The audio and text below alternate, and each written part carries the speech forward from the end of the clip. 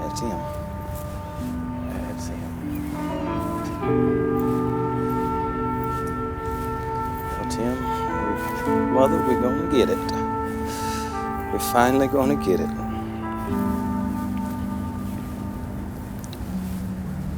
Well, big brother, we're finally gonna get it.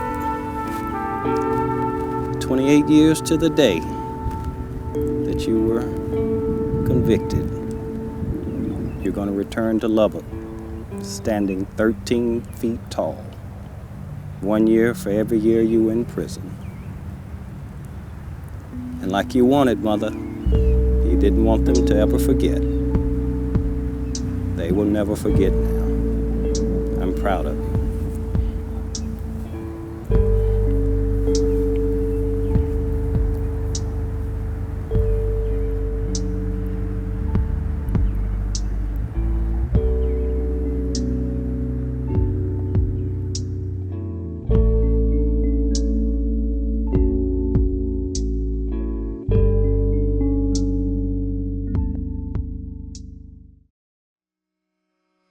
I grew up in Fort Worth in a day when the doors of this building were closed to me.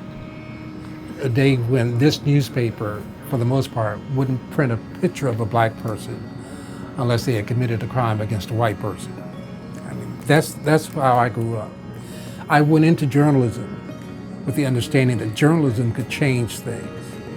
I was, a witness to the civil rights movement and saw what television photos did. Those pictures coming out of Birmingham and Selma and those places. I mean, that's what helped change America, was the journalism. And that's what I went into journalism to do. So, as one who grew up knowing injustice, I had committed myself long before I ever graduated from high school that I wanted to be involved somehow in bringing some justice. And as it turned out, I was going to be able to do that through journalism. A lot of my journalism career has been focused on criminal justice issues. I've been doing this now for 40 years, between newspapers and television and radio. We're basically doing the same thing, telling the same kinds of stories. And to see the outcome, I mean, I've taken on battles for a lot of people that I couldn't help. I tried. I couldn't help them. But a lot of them I have. And in this case, sometimes it was just to help tell a story of somebody whose story needed to be told. And the satisfaction of seeing it go from, okay, here I got a letter about a man who's innocent, but who's dead.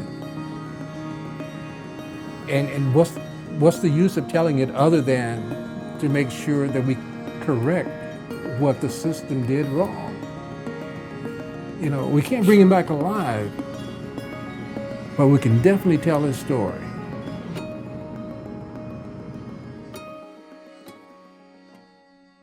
Tim was the oldest and I'm the youngest. My mother used to call us Alpha and Omega. Tim is the one who taught me how to tie my shoes. So I vividly remember that. Tim was always the peacemaker, one who sat back and listened before he spoke. Very calm, not easily excited. Tim had started 2 years at Texas Tech, and he knew he had siblings behind him that were getting ready to come out of high school, one after another. And he thought he had the great idea of going to the military and getting on the GI Bill. And he called my parents one day and said, "Mother, meet me at the airport." And they were all like, "What? What do you mean meet you at the airport?" I said, "I joined the Army." And they were both like kind of sad. And it's like, "You joined the Army?"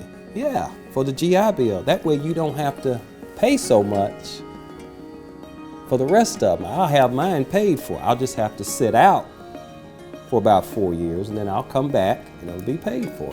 So that was his idea. He was looking out for his brothers and sisters. He was not being selfish. When Tim got out of the military, my sister Karen was in her second year of law school there, and my brother Reggie was a sophomore undergrad at Texas Tech. And Tim, over the Christmas break, he said, "I'm going back to school. I'm gonna go back to Tech with you." Went back, enrolled in school full time, and it was less than 6 weeks he was arrested.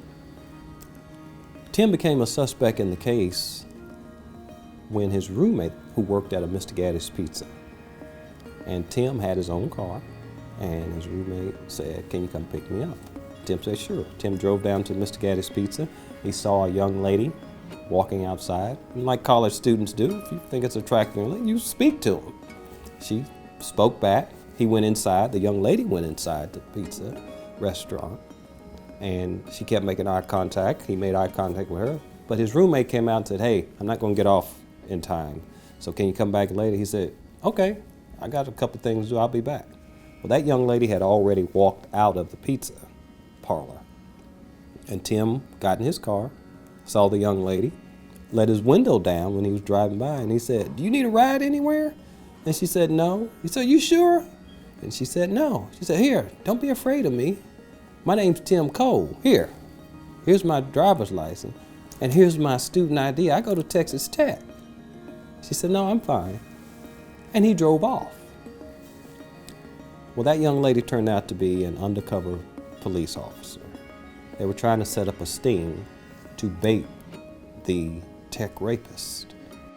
The undercover police officer, in her notes, she said, "That's the Tech rapist." She was reporting to her boss, and her boss said, "How do you know?" And she said, "Because he looks like the sketch." Mind you, maybe a week prior, Tim had been somebody tried to rob him. And so he filed a police report. Just the irony of it. And when they went back to the police department, they couldn't find any records of Tim Cole being arrested here, anywhere. He was not in the system. So they came up with this ruse other than he was a plaintiff. And so they said, "Hey," went to his apartment and said, "Hey, we think we know who it was that tried to rob you. And can we take a picture of you to make sure that you're the one?" And he's like, "Oh yeah, sure, you can do that." And later on, the conversation changed. And my brother Reggie, living upstairs, he had the window up, and he could hear him. And he heard Tim say, "No, I ain't raped nobody. Y'all got the wrong person." And he ran downstairs, Reggie said he did, and he told Tim, "Hey, just go down there. I'm gonna call Mother, and go down there, and I'll meet you down there." And he said they want to do a lineup. And in the lineup is where the rape victim, Michelle, picked him up. And she was asked, "Is that him?" And she said, "I think that's him." And the detective doing the lineup there wrote on the paper, on the photo spread, "That's him." And they ran with it to seek an indictment on Tim. My mom got on a red-eye plane to Lubbock, bonded him out, and they flew home and the next day. And by the time she got home, she received a phone call from the attorney that they had hired, Mike Brown. And he said, "Oh, Miss Session, got some bad news." And she said, "What's that?" She said, "Well, there was another rape tonight." And she said, "Oh, I'm sorry to hear that, Mike." He said, "Well, the bad thing is the rape victim picked out Tim." And it was impossible for them to pick out Tim because Tim was on Delta Airlines flying home at the time of the rape. When Tim was arrested, It was all over the newspapers, all over the news, tech rapists arrested. But it took 18 months before it actually went to trial. The day before trial, they offered Tim probation, and he declined it. Well, you're facing 25 years. He said, well, I'll spend all 25 years in prison before I ever admit to something I didn't do. I didn't rape that girl. The actual rapist, a man by the name of Jerry Wayne Johnson, was actually in jail at the same time Tim was. So the police had the actual person. The only evidence that they had was the eyewitness at Tim's trial, the rape victim, Michelle. Which really wasn't evidence at all, because in court, she was asked, is that the man you said raped you? And she replied, I said, I think that's him. That's the only evidence they had. They had cigarettes. The rapist smoked. They had a terry cloth t-shirt that was too small for Tim. Tim couldn't smoke. He was a severe asthmatic. And even in the trial, in what we call a Perry Mason moment, the attorney of ours, Mike Brown, said, you got the wrong person. It's Jerry Wayne Johnson. He committed, and Judge slammed the hammer down. Threatened to find him in contempt of court if he said anything else about Jerry Wayne Johnson. It was too late to turn back.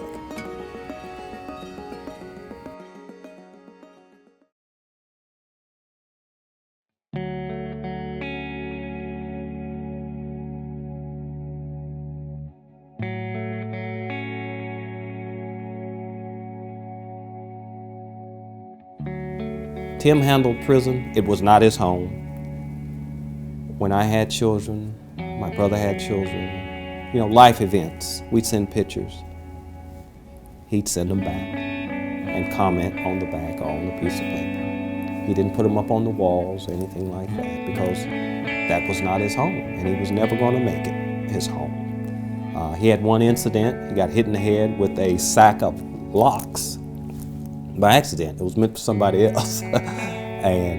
But other than that, he put on a good front, especially for my mother and father, and everything. He would always, you go see him, you gonna be all right? I'm gonna be all right. Or you gonna be all right?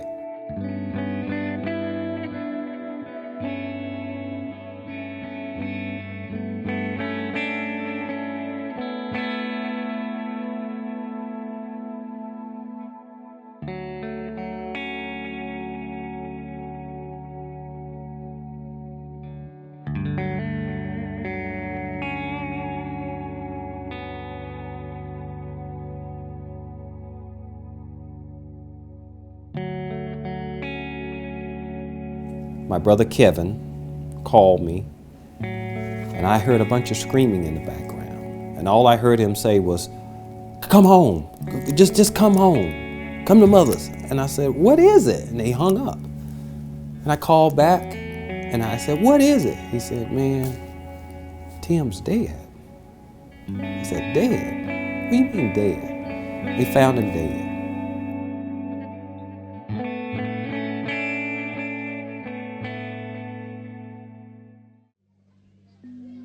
I remember the day of his funeral.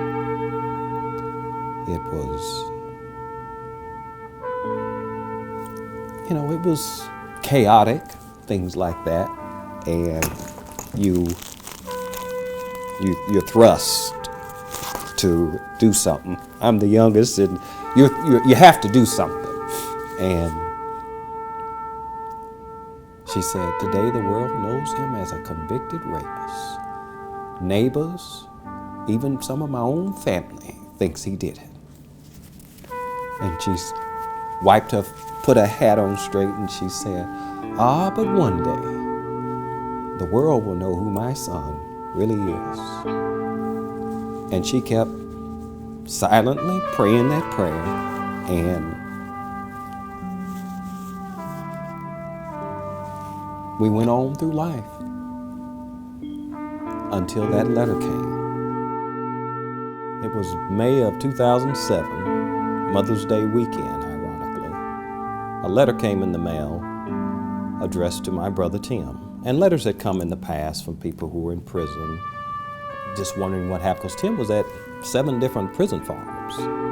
And the letter came in the mail and was addressed to Tim and had the name Jerry Wayne Johnson.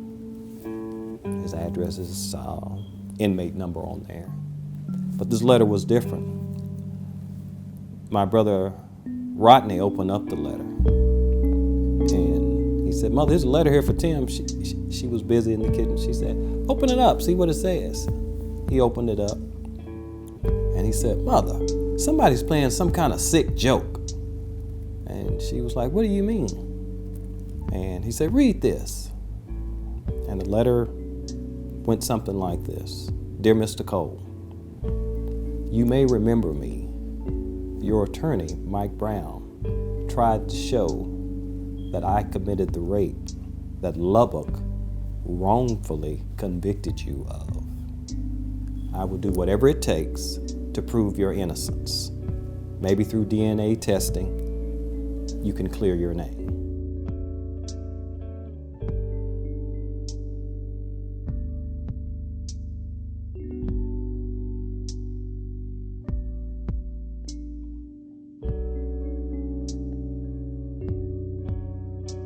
We were able to get Jerry Wayne Johnson bench warranted to the trial. He came and he testified, admitted to it. The DNA had come back and said it was him, unequivocally. It was not Tim, it was him. And he testified. When he got through testifying, they let him out. One of my brothers was very upset, and my mother, as if we were 5 years old in church, reached over, because he was about to have disorder in the court.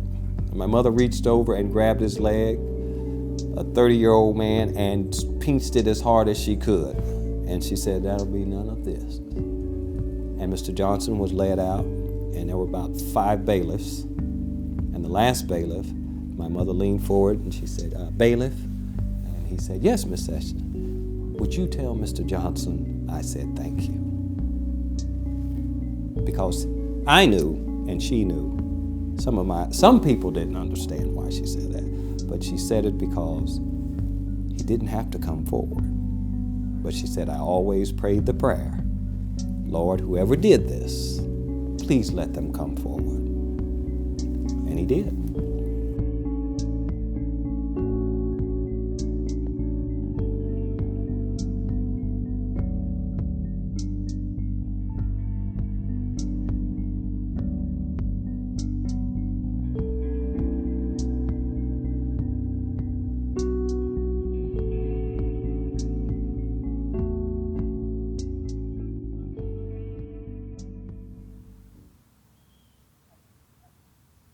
I brought a lot of people here to this gravesite so that they can see what I call the reality of finality, because there is nothing else that can be done for this man and the way he died. Denied what our Constitution says, life, liberty, and the pursuit of happiness. He was denied all those things. He will never get married, never have children, never finish college, never do all the things that a lot of us take for granted. So to hear his story, but to also hear how he never gave up, he never lost faith, I think should be inspiring to a lot of people who are in the free world, or those who are still in prison. Don't surrender and don't give up. Tim had multiple opportunities to get out of prison. He was offered parole on 2 different occasions, but part of that parole was he had to admit that he was guilty and apologize for the crime. And of course, he wasn't guilty, so he chose not to go to the parole hearing. The rape victim, Michelle, came to my home back in 2008 at my request, after the DNA testing had been done and revealed that Tim was not the person and it was actually another perpetrator. She came to my home, met my mother on the front steps, And the first thing my mother told her, because the young lady was crying, she was very fearful, she said, my mother told her, "You have nothing to be sorry for. You were a victim just as my son was." We had a difficult time getting a pardon for Tim. There were three things Tim always wanted: vindication, exoneration, and a full pardon. Vindication came through the DNA testing. On July 1st, 2009, ironically, that was the first day of a special session for the Texas legislature. We went down, we had a press conference, and we asked Governor Perry to issue a formal pardon. And while there, Senator Rodney Ellis had the idea. He said, "You know what? Let's ask Greg Abbott, the Attorney General, for a written opinion." And in the state of Texas, you have 180 days to issue an opinion. Well, on the 179th day, I got a phone call from Senator Ellis's office. It was actually a Friday night from Scott Ehlers. And he got some good news for you, man. I said, "What's that, Scott?" And because I had forgotten about the opinion when it was going to come. And he was walking, he said, "The Attorney General sided with y'all. Tim can be pardoned." And they didn't release that information until the following Monday. And I got a call from the governor's office stating that he wanted to speak directly with my mother. And I called my mother. I said, "Mother, answer the phone. If you don't recognize the number on the call ID, just answer it. It's somebody who wants to talk to you." She said, "I will." And it was Governor Perry. And he told my mother that he always wanted to do the right thing. He just didn't feel he had the power to do so. And he said, "We're going to celebrate, and I'll hand deliver it to you." In February of 2010, Governor Perry came to Fort Worth and hand delivered a framed, signed pardon number 1 for 2010 for Timothy Bryan Cole. The first posthumous DNA pardon in U.S. history and the first posthumous pardon in Texas history. This is a solemn occasion, but it's also a joyful occasion. It's solemn because we're very mindful of the loss that was suffered by the Cole family, and we're joyful because we restored Timothy's good name. And the 22nd book of Proverbs begins with a really simple truth, and it says that a good name is more desirable than great riches.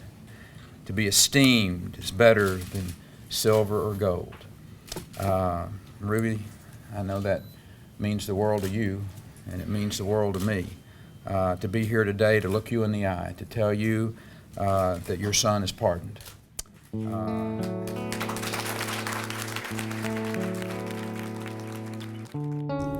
We'd heard from the State House, the White House, but we hadn't heard from the government body that was responsible, the city of Lubbock, for his wrongful conviction. We went on a campaign of, they wanted to know, worried about how much they were going to get sued for. My mother was asked, "Ms. Sessions, what do you plan on suing them for? What do you want out of Lubbock?" My mother said, "I want them to never forget." And that was the end of that. And I had to sit and think, how can they never forget? I can go up there and talk and demonstrate. After 4 visits to the city council and giving them a little bit of history on Tim and our family, they agreed to name this piece of land the Tim Cole Memorial Park. And originally was going to be a bust of Tim's head on a 5-foot, 6-foot granite base. And the artist, world-renowned artist, ironically is from Lubbock. His name is Eddie Dixon. I was on my way to the airport and telling Mr. Dixon that I didn't think I would make it by. And he said, "Will you please stop by?" And I said, "Okay." He said, "Yeah, we're right on the way to the airport. So myself and Nick Vilbers, who's the executive director of the Innocence Project of Texas, we went to the foundry where they were doing the casting and the carving of this statue. And when I walked in there, it was my brother Tim standing tall as ever. And the statue is of him holding some books. He's wearing penny loafers, and the way it will be facing, his body will be facing the actual church in the direction where the young lady was abducted that he was accused of assaulting. And his head will be turned toward the law school, seeking justice.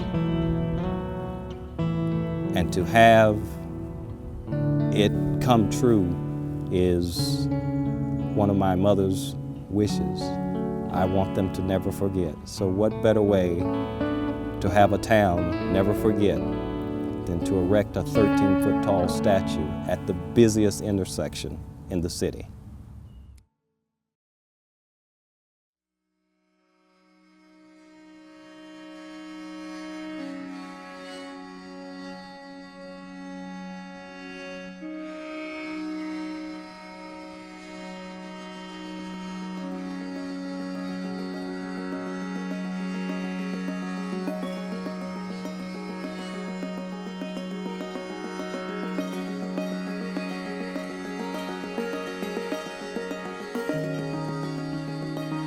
What is Tim's legacy?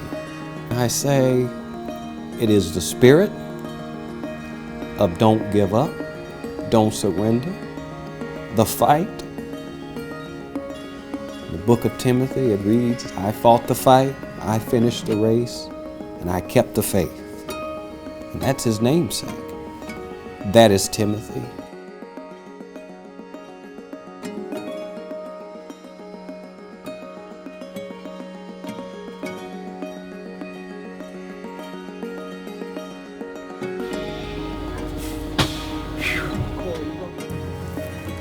Tim, Mother, we're gonna get it. We're finally gonna get it.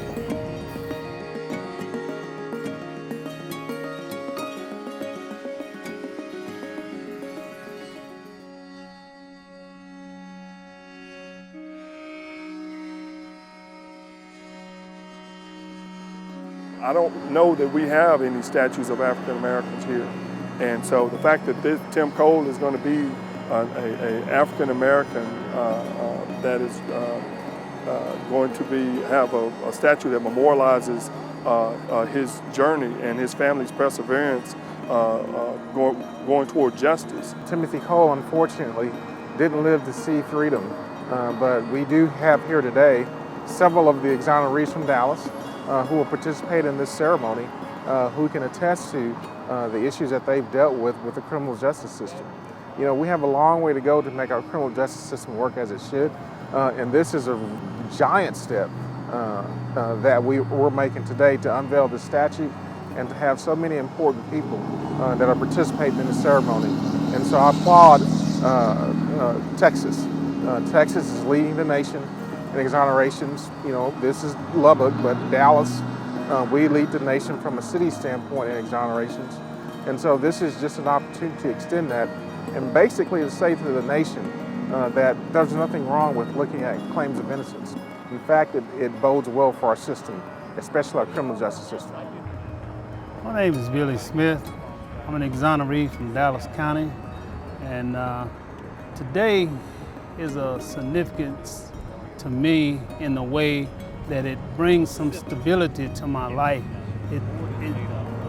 It explains to me that someone cared enough to recognize those who were wrongfully convicted, and that, you know, this is something that'll live on, and it sets an example for others to follow. For 28 years, I've been waiting to come back. And I knew I was. I just turned 50 years old. On the 13th, on Saturday, I turned 50. On my birthday, 28 years ago, during his closing arguments, the DA, Mr. Jim Bob Darnell, decided to call me out saying that, look at him over there, all brash and arrogant. He would say anything to get his brother off. I never get those words. And to this day, these people have not apologized to me, to my family, nothing. They never, even when the DNA testing came back and proved that Tim was innocent, Jim Bob Darnell had the nerve to go on TV and say he don't remember the case. Yet he was in front of the camera every day for 2 weeks. But he don't remember my brother's case. I don't know of any other district attorney that tries the case. That's what you have prosecutors for. But he tried the case himself because he wanted a conviction by any means necessary. So, you know, God got a way of making things come full circle. It took me 28 years, took us 28 years to get to the spot again, but I'd rather have my brother. This is all right, but I'd rather have my brother than my mother. My family and I went through so much over these last, we're still going through things now. All because of one act. What they did to my brother, they took our leader. He was our leader. He's our leader, our protector, our teacher, our inspiration. And they took him from us. And my family still hasn't recovered from that. 28 years for this day. And, you know, in all honesty, we thought that when we thought he believed he would not be convicted. And then when he was convicted, we said, okay, well, maybe he'll get out on parole really soon. But that day never came. You had to admit your guilt. But there was nothing for him to admit guilt to. So we believed, okay, it'll be 25 years before he gets out. And he said he'd do it. And we saw stories of people getting out of prison from around the country, different people, but that day never came for Tim. But, you know, this granite is befitting for the state to do something like this for Tim.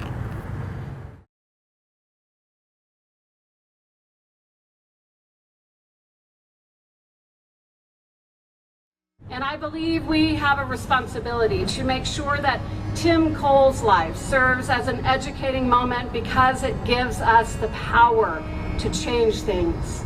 It gives us the security of knowing that our sons and daughters can live in a state that's not as presumptuous as it once was. The occasion of which we gather today is bittersweet. Bitter. Bitter because it was a tragic injustice that brought us to this moment. But sweet because it forever will allow us to remember Timothy Cole, the living man. Tim will always be remembered because God has used his life, as tragic as it was, that will change lives forever. Tim Cole's statue will forever be a reminder that we must always pursue justice, no matter how long it takes. This isn't a political issue. This was a Texas issue. This was an American issue. This was an issue about us as human beings. We came together, all of us, with a common goal, and that was to clear the good name of Tim Cole. This is a historic day because it is written and it is the first thing that is established. Whether you know it or not, I was visiting with Wallace Jefferson and he reminded me,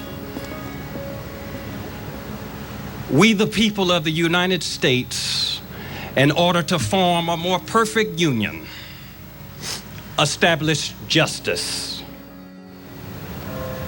We are thankful. We are grateful.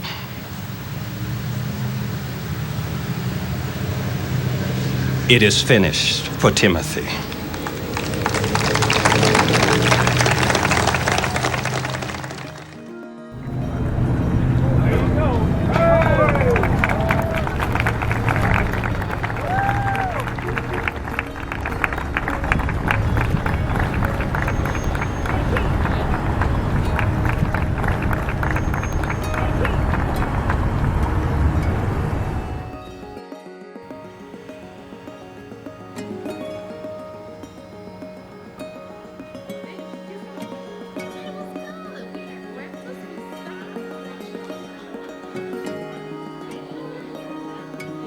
When Tim's belongings came back from the prison, it was in a box about 14 by 14. When Tim was in prison, about 2 years before he passed away, he received back pay from the Army. They had miscalculated his pay grade, and they sent a check for $14,000. My mother had it deposited, all of it, into his inmate trust fund. And not thinking anything, okay, that'll last him 25 years. But when his belongings came from the Texas Department of Criminal Justice, it was an envelope with a check, but it was only for $6 and some change. Mother never got excited. She kept going through his box, and in there were all these envelopes. The Catholic Charities, Feed the Children, receipts. He gave all of his money away. He knew he couldn't help himself, but he still had the power to help others. And that's Tim's legacy. And that's what I want Governor Perry, Senator Davis, General Abbott, and anybody who's there to know that's the kind of person that we let die in our prison.